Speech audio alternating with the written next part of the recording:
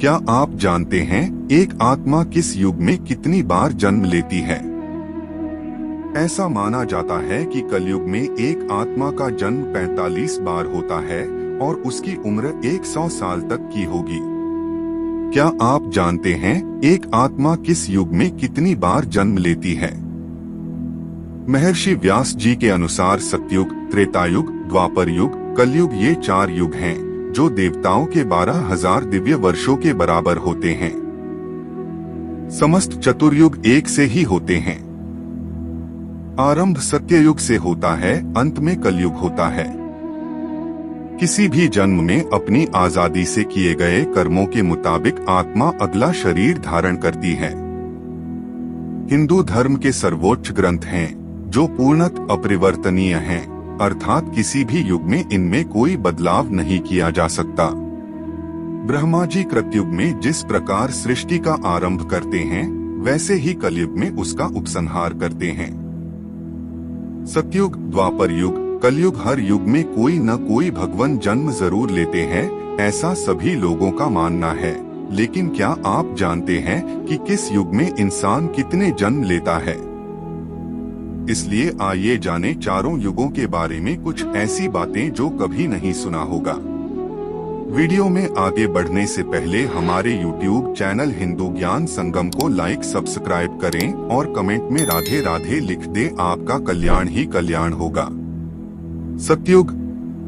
सतयुग के लिए माना जाता है कि इस युग में भगवान राम ने रावण का वध करने लिए जन्म लिया था, क्योंकि जब जब इस धरती पर पाप बढ़ा है, तब तब भगवान ने इस धरती को अपना विराट रूप दिखाया है। सतयुग में धरती पर आत्माओं का वास हुआ करता था, जिसे वर्ल्ड ऑफ सोल भी कहा जाता है। जैसे हर शरीर का अंत होता है, ठीक वैसे ही एक समय का अंत भी आता ही है। ऐसा माना जाता है कि सतयुग की एक 728,000 बाद खत्म होती है, जिसमें एक सामान्य व्यक्ति 1,00,000 साल तक जी सकता है, जिनका कद 32 फुट लंबा हुआ करता था। इस युग इंसान अपनी इच्छा अनुसार मर सकता था। त्रेतायुग। हिंदू धर्म में श्री राम, श्री विष्णु के 10 अवतारों में 7वें अवतार हैं। लेकिन यह रहस्य बहुत कम लोगों को मालूम है कि श्री राम की मृत्यु कैसे हुई। दरअसल भगवान श्री राम की मृत्यु एक रहस्य है, जिसका उल्लेख सिर्फ पौराणिक धर्म ग्रंथों में ही मिलता है।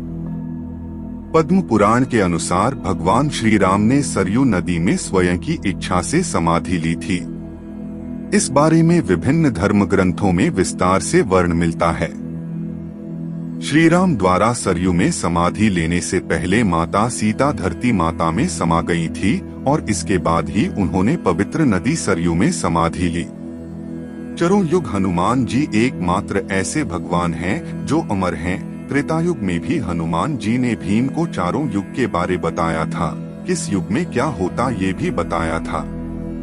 जानकारी के लिए बता दे, त्रेतायुग 4,32,000 वर्षों का होता है, जिसमें एक सामान्य इंसान 10,000 साल तक जी सकता था।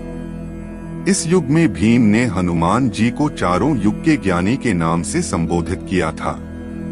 जब द्वापर युग में गंधमादन पर्वत पर महाबली भीमसेन हनुमान जी से मिले तो हनुमान जी से कहा कि हे पवन कुमार, आप तो युगों से पृथ्वी पर निवास कर रहे हो, आप महाज्ञान के भंडार हो, बल बुद्धि में प्रवीण हो, कृपया आप मेरे गुरु बनकर मुझे शिष्य रूप में स्वीकार करके मुझे ज्ञान की भिक्षा दीजिए। तो हनुमान जी ने कहा, हे भीमसेन, सबसे पहले सतयुग आया, उसमें जो कामना मन में आती थी वो कृत पूरी हो जाती थी, इसलिए इसे त्रेता युग, सतयुग कहते थे। इसमें धर्म को कभी हानि नहीं होती थी। उसके बाद त्रेता युग आया, इस युग में यज्ञ करने की प्रवृत्ति बन गई थी, इसलिए इसे त्रेता युग कहते थे। त्रेता युग में लोग कर्म करके कर्म फल प्राप्त करते थे। हे भीमसेन, फिर द्वापर युग आया, इस युग में वेदों के 4 भाग हो गए और लोग सतभ्रष्ट हो गए, धर्म के मार्ग से भटकने लगे हैं, अधर्म बढ़े लगा। परंतु हे भीमसेन, अब जो युग आएगा वो है कलयुग। इस युग में धर्म खत्म हो जाएगा, मनुष्य को उसकी इच्छा के अनुसार फल नहीं मिलेगा, चारों ओर अधर्म ही अधर्म का साम्राज्य ही दिखाई देगा।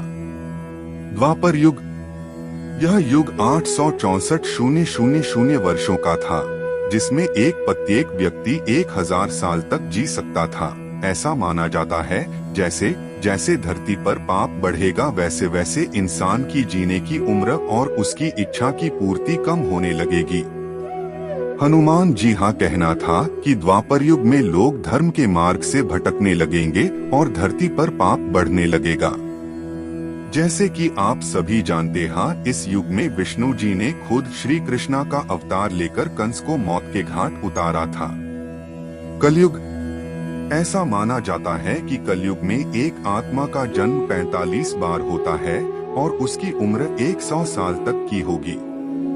इस युग में इंसान पर्यावरण को तहस नहस कर देगा और इस युग में इंसान की इच्छा पूर्ति कम हो जाएगी और वे पाप का भागीदार बन जाएगा। कलयुग के अंतिम काल में भगवान विष्णु का कल्कि अवतार होगा। यह अवतार विष्णुशा नामक ब्राह्मण के घर जन्म लेगा। भगवान कल्कि बहुत ऊंचे घोड़े पर चढ़कर अपनी विशाल तलवार से सभी अधर्मियों का नाश करेंगे। भगवान कल्कि केवल 3 दिनों में पृथ्वी से समस्त अधर्मियों का नाश कर देंगे। माना जाता है कि कलियुग में अंतिम समय में बहुत मोटी धारा से लगातार वर्षा होगी, जिससे चारों ओर पानी ही पानी हो जाएगा। समस्त पृथ्वी पर जल हो जाएगा और प्राणियों का अंत हो जाएगा। इसके बाद एक साथ 12 सूर्य उदय होंगे और उनके तेज से पृथ्वी सूख जाएगी। आज के लिए बस इतना ही। मिलते हैं न्यू वीडियो पर। जय हिंद, जय भारत।